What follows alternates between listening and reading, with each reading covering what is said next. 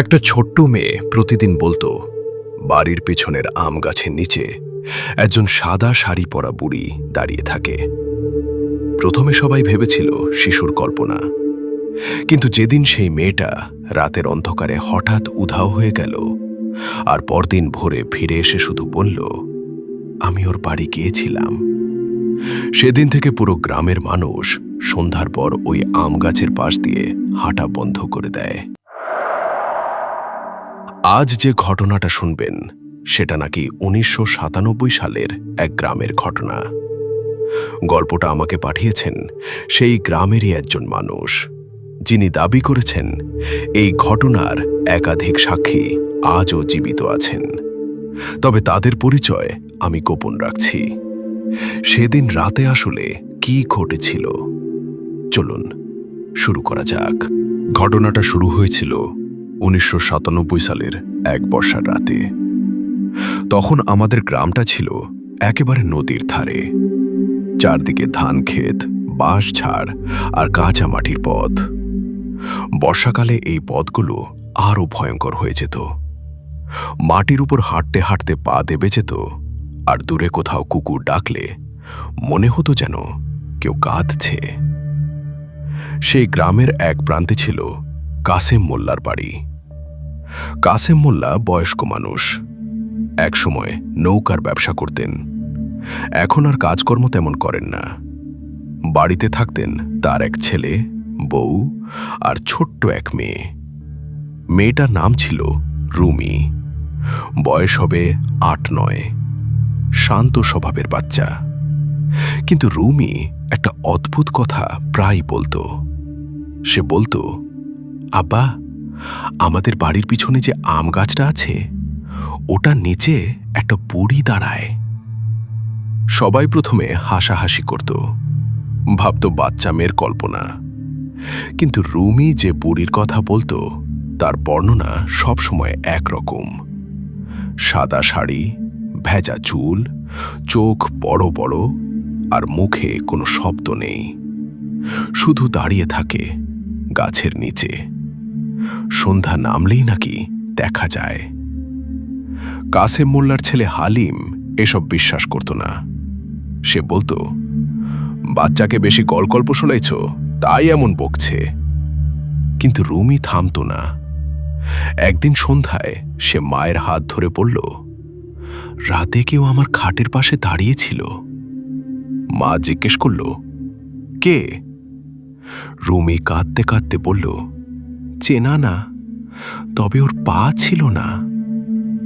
এই কথা শোনার পর বাড়ির লোকজন একটু ভাবল, তারপরও কেউ তেমন গুরুত্ব দিল না। গ্রামে এমন কথা প্রায় হয়, একদিন ভয় পায়, পরদিন ভুলে যায়। কিন্তু রুমি যে জিনিসটা বলতো সেটা ভুলে যাওয়ার মতো ছিল না। এক রাতের ঘটনা দিয়ে আসল শুরু। সেদিন ছিল আষাঢ় মাস। বাইরে অঝোরে বৃষ্টি। টিনের চালের উপর টুপটাপ শব্দ পড়ছিল। রাত প্রায় ১২টা। বাড়ির সবাই ঘুমিয়ে পড়েছে, শুধু হালিম জেগেছিল। সে উঠানে বসে বিড়ি খাচ্ছিল। হঠাৎ সে শুনল বাড়ির পেছন দিকের আম গাছের তলা থেকে মৃদু একটা শব্দ আসছে।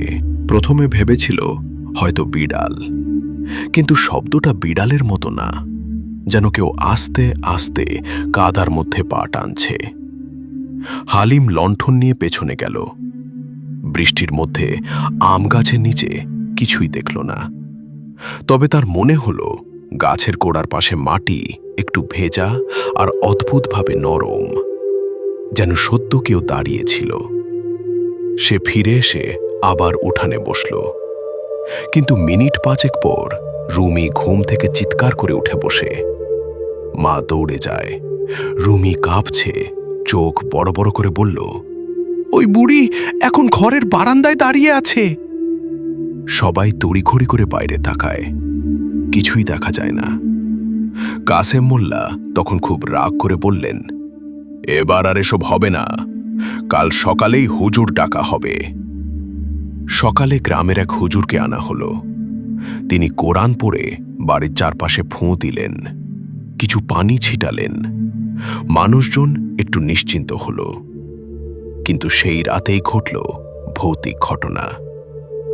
রাত 1:30টার দিকে হালিমের ঘুম ভেঙে গেল এক অদ্ভুত গন্ধে। ভিজে মাটি আর পচা পাতার মতো গন্ধ। সে চোখ খুলে দেখে ঘরের মাঝখানে একটা অদ্ভুত ছায়া দাঁড়িয়ে আছে। লণ্ঠনের আলো ঠিকমতো পড়ছে না। ছায়াটা মানুষের মতো, কিন্তু খুব লম্বা, মাথা যেন একটু নিচু। হালিম প্রথমে ভাবল চোখের ভুল। তখন সেই ছায়াটা ধীরে ধীরে রুমির খাটের দিকে এগিয়ে গেল। হালিম এক লাফে উঠে চিৎকার দিল। সঙ্গে সঙ্গে লণ্ঠন নিচে পড়ে নিভে গেল। ঘরে অন্ধকার। রুমি ঘুমের মধ্যে কাঁপতে লাগল। মা আল্লাহ বলে উঠে বসলেন, আর কাসেম মোল্লা দরজা খুলে বাইরে দৌড় দিলেন। সে রাতে কেউই আর ঘুমাতে পারেনি। কিন্তু সবচেয়ে ভয়ের কথা হলো, পরের দিন সকালে রুমির ডান হাতের তালুতে কাদা লেগেছিল। কাদা এমনভাবে লেগেছিল যেন কেউ হাত চেপে ধরেছিল। গ্রামের লোকজন তখন বলাবলি শুরু করল, এই বাড়ির পেছনে পুরনো কবর আছে। অনেক বছর আগে সেখানে এক মহিলাকে দাফন করা হয়েছিল। নাম ছিল রহিমা খাতুন। কথিত আছে তিনি নাকি খুব কষ্টে মারা গিয়েছিলেন। মানুষজনের ধারণা, তার কবরের উপর দিয়ে কেউ বারবার হাঁটাচলা করত। কেউ কেউ বলতো রাতে সাদা কাপড় পরা এক মহিলা আম গাছের নিচে বসে থাকে। কিন্তু কাসেম মোল্লা এসব পাত্তা দিলেন না। তিনি বললেন, কবর থাকলে থাকুক, আমরা তো খারাপ কিছু করিনি। এই কথা বলার পরও সমস্যা থামল না। 2 রাত পর হালিমের ছোট ভাই জসিম, যে পাশের বাড়িতে ঘুমাতো, সে আধরাতে দৌড়ে এসে বলল, আমাদের বাড়ির টিউবওয়েলের পাশে কেউ দাঁড়িয়েছিল, আমি ডাক দিতেই সরে গেল। তারা টর্চ নিয়ে গেল। টিউবওয়েলের পাশে কিছুই নেই, কিন্তু সেখানকার কাদায় একটা গোল পায়ের ছাপ। আর ছাপগুলো দেখে মনে হলো কেউ খুব ধীরে হেঁটে গেছে। সবচেয়ে আশ্চর্য, ছাপগুলো খালি পায়ের না, যেন পায়ের তলা পিচ্ছিল, কিন্তু আঙুলের দাগ নেই। এরপর থেকে বাড়ির ছোট ছোট ঘটনা বাড়তে লাগলো। কখনো রান্নাঘরের হাঁড়ি নিজে নিজে নড়ে, কখনো ছাদে কেউ হাঁটে, কখনো ভোরবেলা উঠানে ভেজা পায়ের ছাপ দেখা যায়, কিন্তু কেউ কাউকে সরাসরি দেখতে পায় না। একদিন রুমি হঠাৎ বলল, মাও আমাকে ডাকছে। মা জিজ্ঞেস করলেন, কে? রুমি উত্তর দিল, আমাদের বাড়ির পিছনের মা। এই পিছনের মা কথাটা শুনে সবার গায়ে কাঁটা দিল। কারণ রুমি এই নাম কোথা থেকে শুনল সেটা কেউ বুঝতে পারছিল না। তাদের পরিবারে কেউ ওই নামে কাউকে চিনত না। সেই দিন বিকেলে হালিম গ্রামের এক বুড়ো মানুষের কাছে গেল। লোকটার নাম ছিল কাদের চাচা। তিনি আগে কবরস্থানের দিকে জমিতে কাজ করতেন। পুরনো জিনিসপত্র, পুরনো মৃত্যু, পুরনো নাম, এসব নিয়ে তার অদ্ভুত জ্ঞান ছিল। কাদের চাচা সব শুনে চুপচাপ থাকলেন। তারপর বললেন, তোমাদের বাড়ির পেছনের আম গাছের নিচে একসময় একটা কুঠি ছিল। হালিম জিজ্ঞেস করল, কুঠি? কাদের চাচা বললেন, হ্যাঁ, অনেক বছর আগে সেখানে এক বিধবা মহিলা থাকতেন। তিনি কারো সঙ্গে ঝগড়া করে গ্রাম ছেড়ে যাননি, বরং লোকজন তাকে সন্দেহ করত। পরে এক রাতে আগুন লেগে কুঠিটা পুড়ে যায়। মহিলা আর তার ছোট ছেলে ভিতরেই মারা যায়। সেই থেকে জায়গাটা নাকি ভালো না। হালিম বলল, কিন্তু এত বছর পর এখন এসব কেন? কাদের চাচা চোখ নামিয়ে বললেন, কারণ হয়তো পুরনো জায়গার উপর তোমরা নতুন ঘর তুলেছ। এই কথাটা তাদের পরিবারের কেউ জানত না। কিন্তু পরে খোঁজ নিয়ে দেখা গেল, সত্যি কাসেম মোল্লার বাড়ির পেছনের আম গাছের নিচে আগের কাঁচা ঘরের ভিটা ছিল। পুরনো ভিটা ভেঙে পড়ে সেখানে ঘর উঠেছে। আর কবরটা ছিল আরো খানিকটা পিছনে। জঙ্গলের কিনারে। কেউ সঠিকভাবে দেখাশোনা করেনি। সবচেয়ে অদ্ভুত ঘটনা ঘটল সেই রাতেই। রাতে কাসেম মোল্লা, হালিম আর গ্রামের 2 জন লোক কবরটা দেখতে যাওয়ার সিদ্ধান্ত নিলেন। হাতে টর্চ, সঙ্গে এক বোতল পানি আর কিছু কুরআন শরীফের আয়াত লেখা কাগজ। আকাশে তখন মেঘ জমে আছে, বাতাস থেমে থেমে দমকা দিচ্ছে। দূরের বাঁশ ঝাড়ে কেমন যেন ফিসফাস শব্দ। তারা যখন আম গাছের পেছনে পৌঁছালে তখন টর্চের আলোয় দেখল মাটির উপর সত্যি একেবারে পরিষ্কার পায়ের ছাপ। কিন্তু ছাপগুলো কবরের দিক থেকে নয়, কবরের ভেতর থেকে শুরু হয়ে গাছের দিকে গেছে। সবাই চুপ। কাসেম মোল্লা কাপা গলায় বললেন, দেখছ? হঠাৎ ওই সময় জঙ্গলের ভেতর থেকে একটা শব্দ এলো, খুব নরম, খুব ধীরে, যেন কেউ ছোট বাচ্চাকে দোলনায় ঝুলাচ্ছে আর আস্তে করে গুনগুন করছে। হালিম টর্চ ঘোরাতেই দেখল কবরের মাটির উপর একটা সাদা জিনিস নড়ছে। প্রথমে মনে হলো কাপড়, তারপর পরিষ্কার হলো সেটা একজন মানুষ দাঁড়িয়ে আছে। না, দাঁড়িয়ে না, একটু ঝুঁকে আছে। পা দুটো মাটিতে নেই বললেই চলে। মুখ দেখা যাচ্ছে না, শুধু লম্বা চুল, আর সেই চুলের নিচে 2টা জ্বলজ্বলে চোখ। কেউ কিছু বলার আগেই সেই ছায়া ধীরে ধীরে আম গাছের দিকে এগোতে লাগল। গ্রামের 2 জন লোক এক দৌড়ে পালালো। হালিমও পালাতে চাইল, কিন্তু কাসেম মোল্লা হঠাৎ স্তব্ধ হয়ে গেলেন। তিনি যেন কারো দিকে তাকিয়ে আছেন।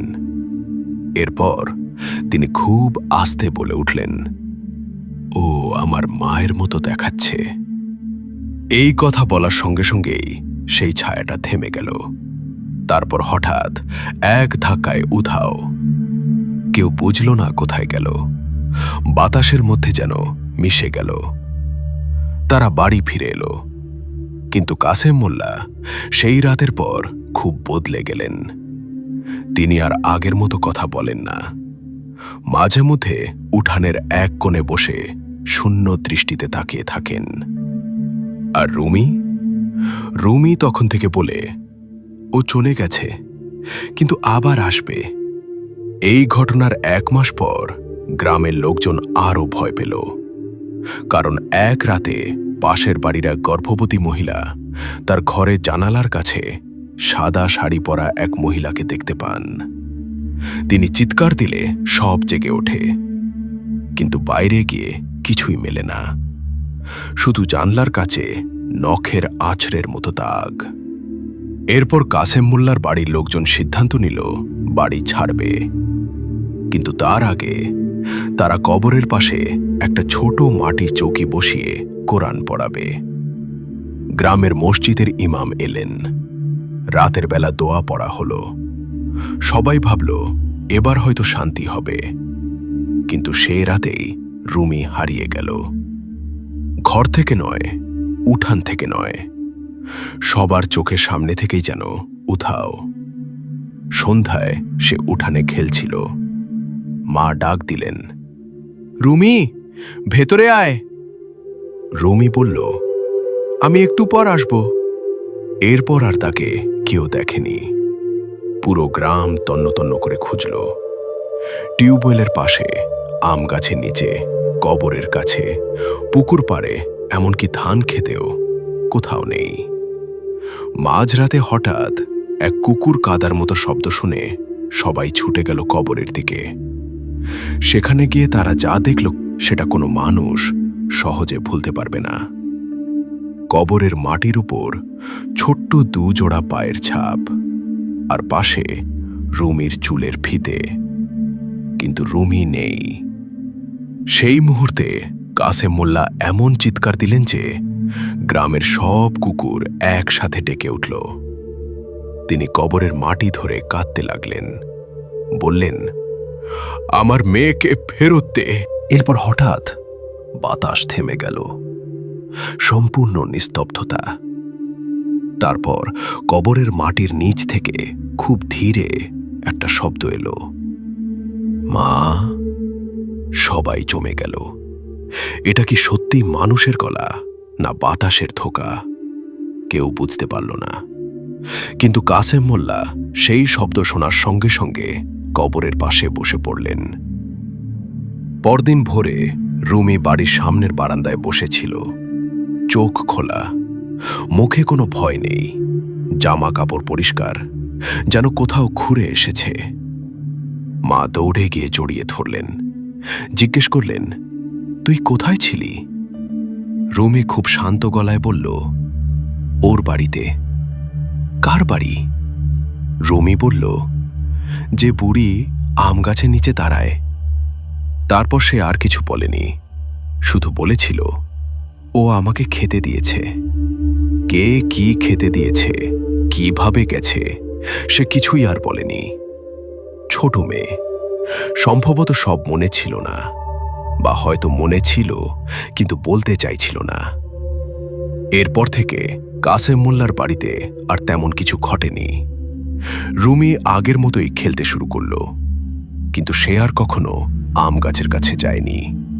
আর কাসেম মোল্লা, তিনি প্রতি বৃহস্পতিবার কবরের পাশে এক বোতল পানি আর কিছু চাল রেখে আসতেন।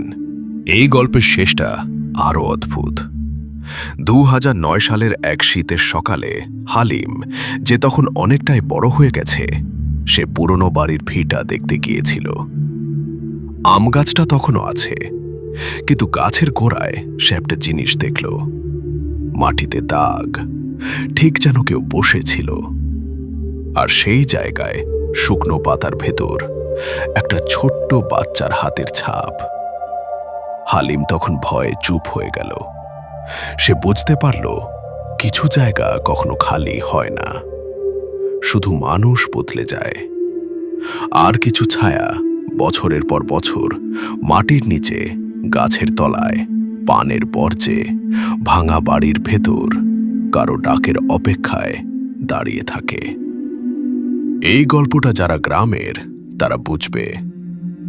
দিনের আলোয় সব স্বাভাবিক লাগে, কিন্তু রাত নামলে পুরনো বাড়ি, আম গাছ, কবরস্থান আর একাকী উঠান, এসব জায়গা নিজের মতো কথা বলে। আর সেই কথা সব সময় মানুষের ভাষায় হয় না। কখনো হয় কাদা মাখা পায়ের ছাপ, কখনো হয় ভেজা শাড়ির শব্দ, কখনো হয় ছোট্ট মেয়ের কাঁপা গলা, আর কখনো হয় কবরের ভেতর থেকে ভেসে আসা একটা শব্দ, মা। গল্পটা এখানেই শেষ। তবে পুরনো গ্রামের লোকজন আজও বলে, যে রাতে বৃষ্টি হয় আর আম গাছের পাতায় পানি টুপটাপ পড়ে, সে রাতে খুব মন দিয়ে শুনলে কবরের দিক থেকে একটা হালকা গুনগুন শোনা যায়, যেন কেউ এখনো দাঁড়িয়ে আছে একই জায়গায়, অন্ধকারে, চুপচাপ, কারো জন্য অপেক্ষা করছে। আর সেই অপেক্ষার কথা কেউ কাউকে বলে না, কারণ বললেই নাকি ছায়াটা আরও কাছে চলে আসে। আজকের মতো এখানেই শেষ করছি। শুভরাত্রি।